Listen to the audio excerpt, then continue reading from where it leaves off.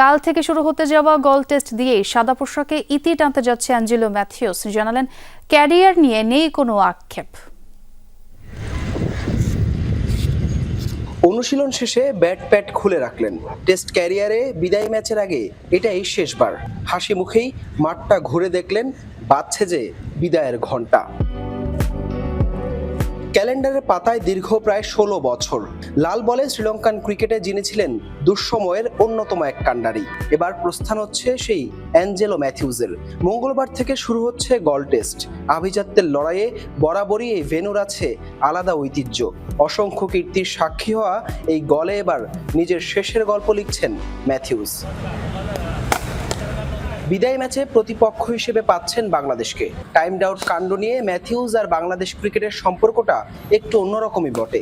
তবে সেসব ভুলে বাংলাদেশের ক্রিকেটারদের বন্ধু বললেন এই অলরাউন্ডার।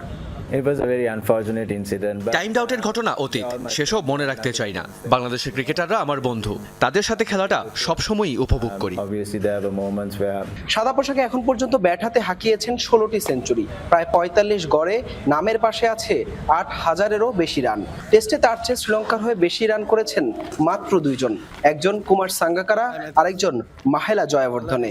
বিদায় বেলা জানালেন, ক্যারিয়ার নিয়ে নেই কোনো আক্ষেপ, যা পেয়েছেন তাতেই সন্তুষ্ট ম্যাথিউস। আমার ক্যারিয়ার নিয়ে আক্ষেপ নেই। ইনজুরিতে বাইরেও ছিলাম অনেক সময়, চড়াই উতরাই দেখেছি। শেষ কিছু ম্যাচ ভালো করতে পারিনি। আমার মনে হলো এটাই ভালো সময়, তরুণরা তৈরি হতে পারবে। গল টেস্টে জয় দিয়ে নিশ্চয়ই ভালো এক বিদায় জানাতে চাইবে সতীর্থ ক্রিকেটাররাও। শেষটা যেমনই হোক, শ্রীলঙ্কান ক্রিকেটে রঙিন এক ফ্রেমেই থাকবেন Angelo Mathews. Final chapter in white written well. এই গলেই ১৬ বছর আগে শুরু হয়েছিল ম্যাথিউসের টেস্ট ক্যারিয়ার। এই গলেই খেলেছেন নিজের ১০০তম টেস্ট। এই গলেই খেলবেন নিজের বিদায়ী টেস্টটাও।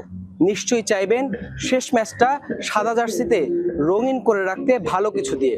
তবে বাংলাদেশের বোলাররা তা কতটুকু হতে দেবে সেটা এখন দেখার অপেক্ষা।